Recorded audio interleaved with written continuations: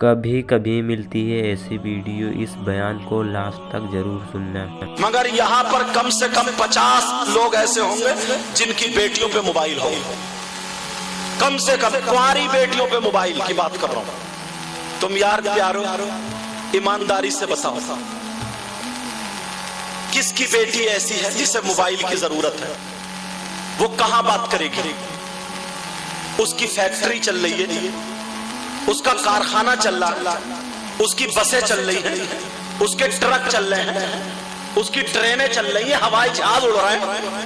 اس کا کیا ہے جو موبائل کے بغیر پورا خاندان بھوکا مر جائے گا، ٹھپ ہو جائے گا، سب برباد ہو جائیں گے؟ بیٹی کو موبائل اس لیے دیا۔ کم سے کم 3 روٹی کھاتے ہو، 1.5 کی عقل رکھو۔ یہ بات کرے گی تو کہاں کرے گی؟ کس سے کرے گی؟ کون سا ایسا رشتہ دار ہے جو جوان بیٹی کو موبائل دے دیا؟ کیا ضرورت ہے اسے موبائل کی؟ یوٹیوب کھولے گی تو سب سے پہلے وہ گندے گندے فوٹو ہوتے، وہی عورتیں آدھے آدھے کپڑے پہن کے کپڑوں والوں کا ایڈورٹائز کر رہی ہیں، کیا کیا گندی گندی باتیں لکھی ہوتی ہیں۔ اور یہ عمر ایسی ہوتی ہے جو اچھائی کی طرف قدم کم جاتا، برائی کی طرف زیادہ۔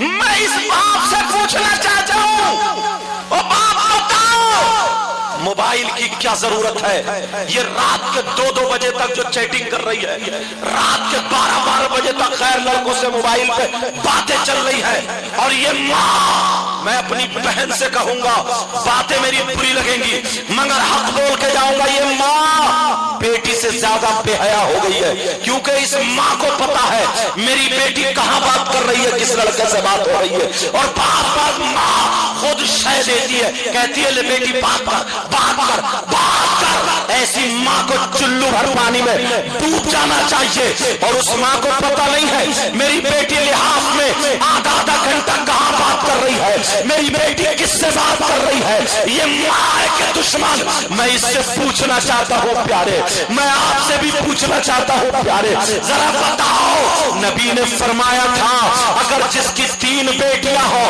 اور تینوں بیٹیوں کی صحیح تربیت کر دے، تینوں بیٹیوں کی اسلام کے طور طریقے پر تربیت ہو جائے تو وہ جنت کا حقدار ہوتا ہے۔ ایک صحابی نے پوچھا اگر 2 ہو، کہا وہ بھی جنت کا حقدار۔ ایک صحابی نے پوچھا اگر 1 ہو، کہا وہ بھی جنت کا حقدار۔ مگر اللہ ذرا غور کرو، آج تم کہو موبائل سے کیا پریشانی ہے؟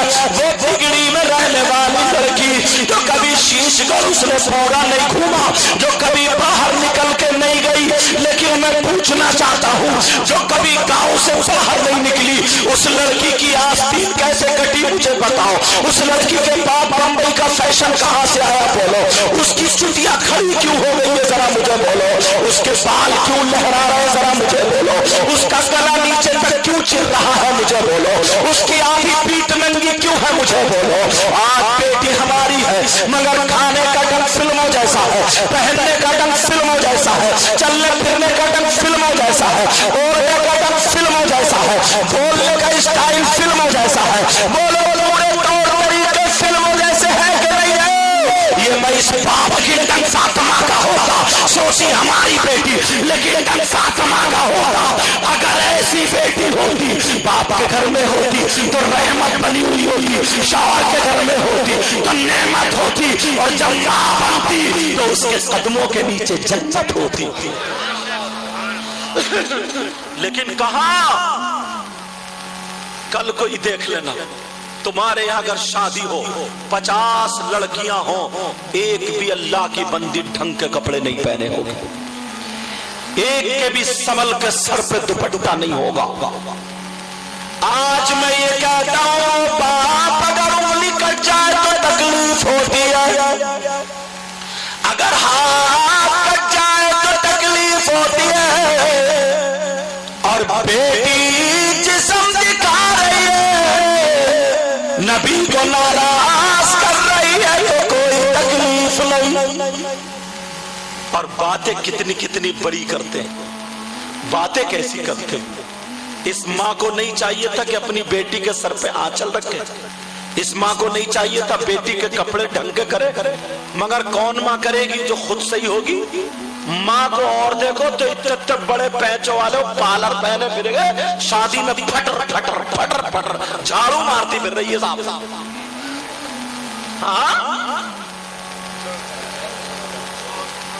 अरे कौन बताएगा ये? नबी ने सबसे पहला मदरसा औलाद के लिए माँ की गोद बताया। माँ की गोद। अगर बाल अपने नहीं रहे ना, छोटी छोटे चुटियां रह गई हैं, तो वो मार्केट से खरीद के लाएगी तब मोटा जूड़ा रखे फिर रही है यहाँ जैसे प्याल का फूला, और टांग लेगी वो ऊपर दुपट्टा जैसे खुंटी पे टंगा है। अब फिर देखो साहब, अम्मा अलग गिजरा रही है, बेटी अलग गिजरा रही है। शादियों में ये हालात है। पहले के लोग कितने प्यारे थे यार। इन बुजुर्गों से पूछो, बुजुर्गों से पूछो, अगर दो चार आदमी खड़े ना तो ये औरतें छुप छुप के दीवार से चिपट चिपट के जाती थी। और आज शादी में सबसे ऊंची जगह पे खड़े हो गए, दांत फाड़ती हुई हंसी मजाक करती हुई तुम्हें दो चार लड़कियां मिल जाएंगी। ये मैं उन्हीं के माँ बाप से पूछना चाहता हूं, मैं उन्हीं से पूछना चाहता हूं,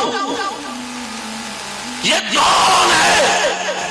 अल्लाह फरमाता है, या अय्युहल्लज़ीना आमनू कू अनफुसकुम व अहलीकुम नारा।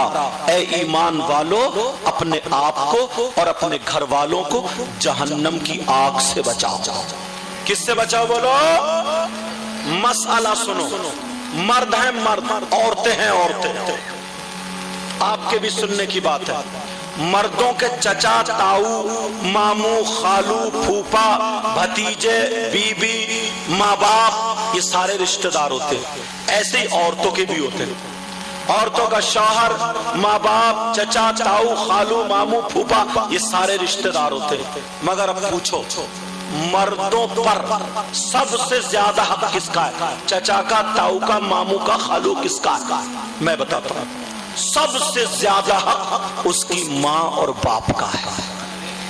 मगर ये बाप जिंदगी भर पालता रहा। अब इसकी शादी हुई तो 2 महीने नहीं गुजरे लेके उड़ गया। 2 महीने नहीं गुजरे, अम्मा बाप से अलग। ऐसा भी था एक नौजवान, अंदर बीवी कमरे में, माँ दैलान में बैठी है। शीशगढ़ या कहीं जहां अड्डा करीब होगा वहां से लाया काली पन्नी में 1 किलो सेब, और लपेट के इसने सोचा छुपा के ले जाऊं। लपेट के यहाँ, चाहे हाथ फटे या बचे, खूब दबा के और सीधा कान हिलाता हुआ अम्मा से टेढ़ा टेढ़ा टेढ़ा टेढ़ा मुस्कुराता हुआ बीवी के कमरे में जा रहा है। किससे छुपा के? अम्मा से, जिस माँ ने अपने मुंह का लुकमा खिला दिया। उस माँ से बच के जा रहा। वो माँ जल सकती है, पूरी दुनिया जल सकती है, मगर माँ का रिश्ता वो है कि अपनी। ऐसे ही बयान सुनने के लिए हमारे चैनल को जरूर सब्सक्राइब करें।